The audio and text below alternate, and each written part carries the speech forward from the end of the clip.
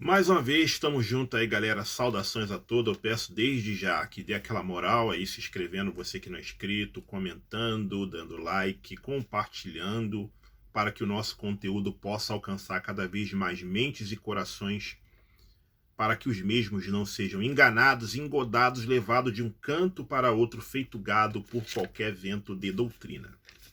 Senhores, continuando o tema comunismo, né, que no primeiro vídeo eu trago o comunismo e os primeiros cristãos.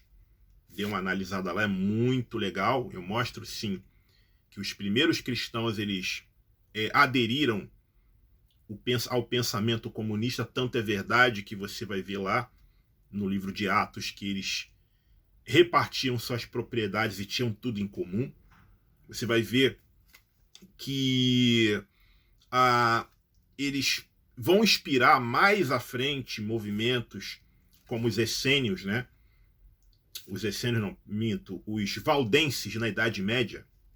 É um exemplo de que Valdo, um comerciante rico, ele adquire a Bíblia através de obra de copista, né? Que era de fato algo caro e raro. Você tinha que ter uma condição econômica para você poder pagar um copista para fazer um exemplar da Bíblia, diferente de hoje, né? Então ele teve acesso à Bíblia, leu o Novo Testamento e viu de fato ali o pensamento dos primeiros cristãos, que era de fato repartir suas posses, ter uma vida comunitária, e ele implantou esse movimento chamado os valdenses, né? Que foi muito perseguido pela Igreja Católica Romana, né? E onde ele tinha essas práticas, sim, né? De uma vida comunitária, de repartir suas posses. O próprio Valdo foi um exemplo disso. Ele pegou as suas riquezas, era um homem rico, vendeu e, de fato, vivia ali na sua comunidade ali uma vida comunitária. Então a gente vê, nesse vídeo aí vai explicar com mais profundidade a questão dos primeiros cristãos e o comunismo, né? Está dividido em 3 vídeos. Muito legal esses vídeos aí, eu recomendo os senhores assistir. Nesse vídeo, eu deixei claro que o comunismo ele segue 3 doutrinas cardeais, sem a qual não é caracterizado como comunismo, né? Que é uma sociedade sem Estado, o comunismo não tem Estado, não prega Estado, sem classe social e sem propriedade privada. Então, quando nós analisamos o mundo atualmente, né, onde se é falado muito sobre comunismo, mas muitas pessoas não têm noção, elas repetem o que ouvem, não param para de fato pesquisar literaturas, livros de história e por aí vai. Então eles ficam falando, aquela nação é comunista, aquele ali é comunista, e na verdade, quando nós olhamos, nós não vemos nenhum enquadramento de nenhuma nação, sociedade atualmente dentro disso aqui. Uma sociedade sem Estado, sem classe social e sem propriedade privada, né? Nós vemos aí falar da China. A China é comunista, a China comunista. E nós vemos que na China temos uma realidade lá de uma nação fundamentada num Estado forte, né? E numa poderosíssima industrialização, né? Então já não segue aqui esse padrão aqui do comunismo, né? Que seria uma sociedade, uma nação sem Estado, né? Então nós vemos que se trata de quê? De uma utopia, né? O comunismo se trata de uma utopia.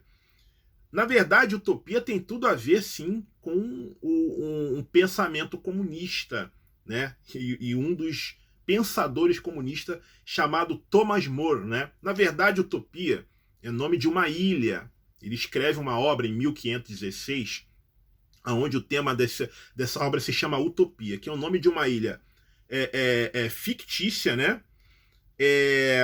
Imaginária, aonde as pessoas viveriam de uma forma harmoniosa, né? Onde as pessoas viveriam de uma forma igualitária e aonde a racionalidade, de fato, seria o marco dessas pessoas, né? E por outro lado, essa obra do Thomas More, de 1516, Utopia, ela também traria uma crítica social para o seu tempo, né?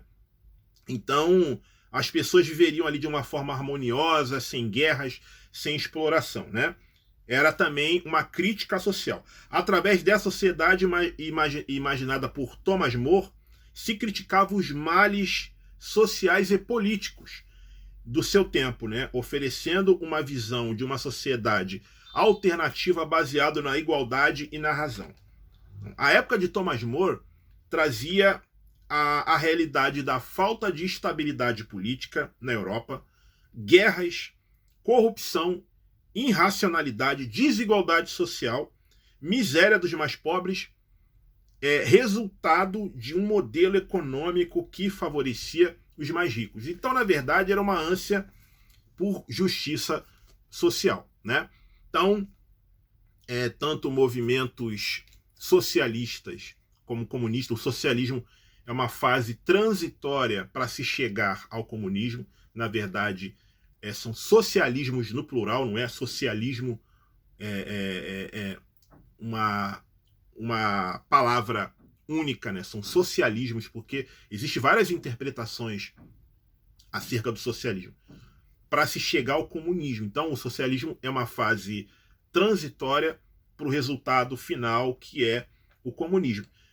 Então, antes de você entrar no Karl Marx, né, você vê quantos pensadores comunistas você tem, né, onde se critica a injustiça social, onde se critica a desigualdade social, onde se critica a exploração, a opressão.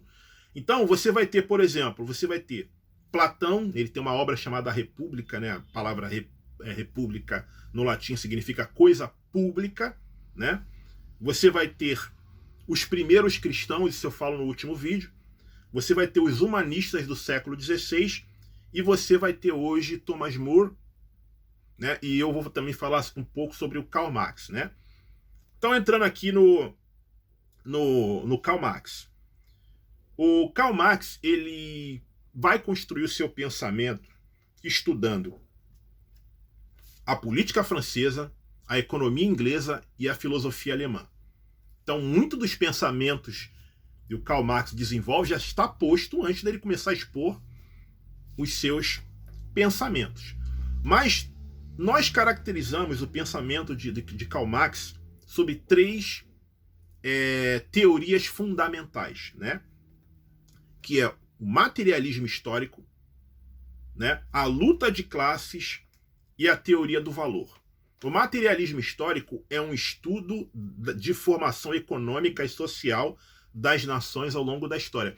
É uma ferramenta de interpretação histórica muito legal. Por exemplo, o Brasil.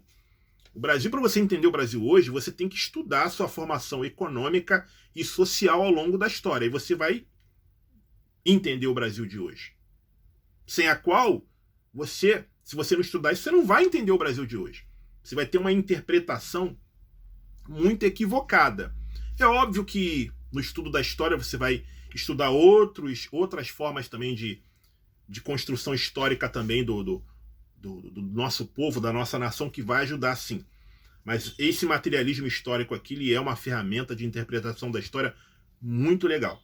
Outro ponto que ele traz no seu pensamento é a luta de classes, né? Que é o opressor versus o oprimido, né?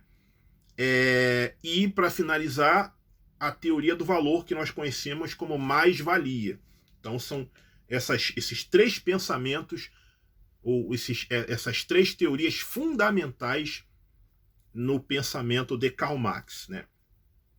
O Karl Marx, ele torna-se a base de um movimento revolucionário, aonde se enxergava o comunismo como um resultado final da revolução proletária que iria derrubar o capitalismo, né? Então você, como eu falei, você vai ter na fase intermediária entre o capitalismo e o comunismo, você vai ter no meio ali o socialismo, né? O socialismo é uma fase intermediária até você chegar ao resultado final, aonde seria a vitória proletária, né? E de fato, derrubaria o capitalismo. Então você vai ter, ao longo da história, vários intérpretes, né, do Karl Marx. Você vai ter vários, você não vai ter um apenas. Dentre muitos aí que a gente aqui de fato destaca o leninismo, né, o trotskismo e o maoísmo, né? São alguns intérpretes e aplicadores das teorias do Karl Marx, né? E no mundo você vai ter N intérpretes. Por isso que eu falei que o socialismo é no plural. São socialismos, não são várias interpretações acerca do socialismo, mas tanto a visão socialista como comunista, ela traz uma crítica muito forte ao capitalismo por considerar o capitalismo um modelo injusto e desigual, né? Então você, dentro da sua historicidade do capitalismo, você vai ter a fase mercantilista, industrial, monopolista e hoje o capitalismo neoliberal. Você vai ter críticos, né? Como eu falei do Thomas More lá atrás, que pegou aquela fase do capitalismo mercantilista, né?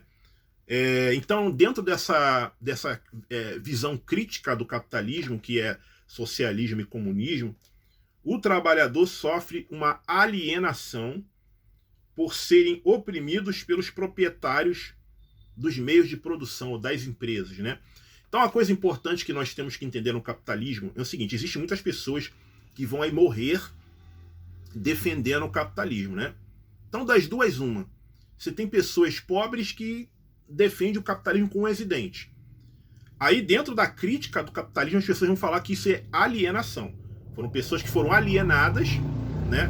Elas não se percebem, vamos colocar assim, oprimidas e exploradas, e elas defendem o capitalismo com unhas e dentes. E tem aqueles, de fato, que lucram com o capitalismo. Esses vão defender mais ainda, entendeu? Porque, de fato, eles lucram com o capitalismo. Mas, dentro da visão socialista e comunista, de fato, se trata de um sistema injusto que gera desigualdade, que gera uma série de situações ruins, né? Então, o capitalismo é um regime de acumulação, né?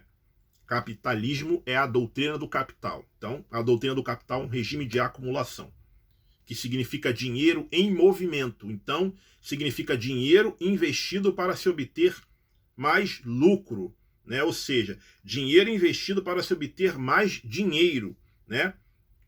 O grande problema é que o capital coloca o dinheiro e o lucro acima de tudo, até da vida humana.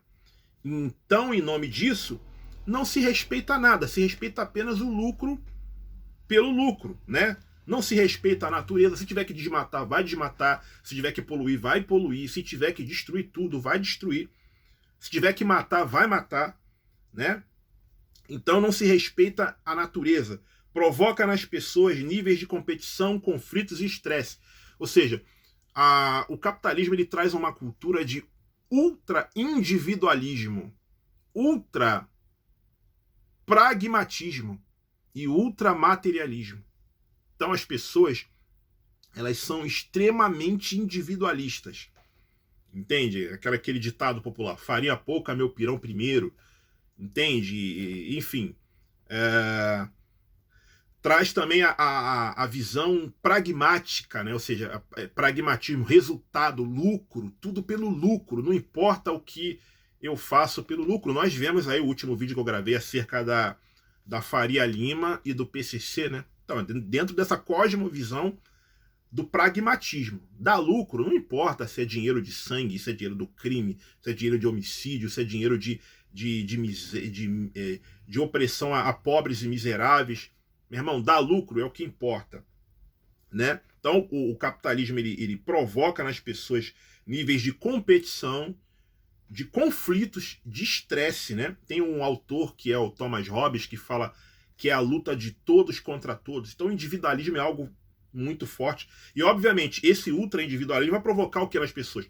Níveis de competição, níveis de conflito, níveis de estresse. E terceiro aqui, né? Provoca a desigualdade social, que é uma realidade que nós vivemos no Brasil, que é um país capitalista, né? O Brasil é um país capitalista. Obviamente, tem muitos movimentos aqui socialistas e comunistas que critica, por exemplo, o neoliberalismo em qual estamos inseridos, né?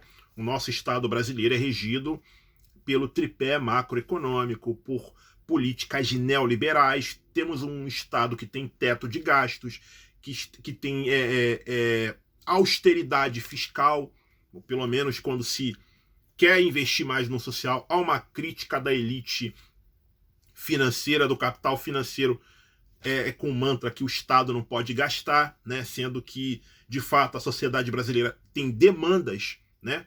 E precisa desses investimentos, sem a qual vamos nos tornar uma sociedade caótica. Então, movimentos socialistas, comunistas vão criticar, sim, as injustiças praticadas no capitalismo. E, em nome disso, hoje, na fase do capitalismo neoliberal, onde a pregação é o Estado mínimo, que o Estado não pode gastar, austeridade, enfim, para se priorizar pagamento de juros e amortização da dívida, os socialistas e comunistas, eles têm uma preocupação gigantesca com o desenvolvimento social e humano. Porque quando nós falamos de Estado, existem algumas obrigações do Estado, né?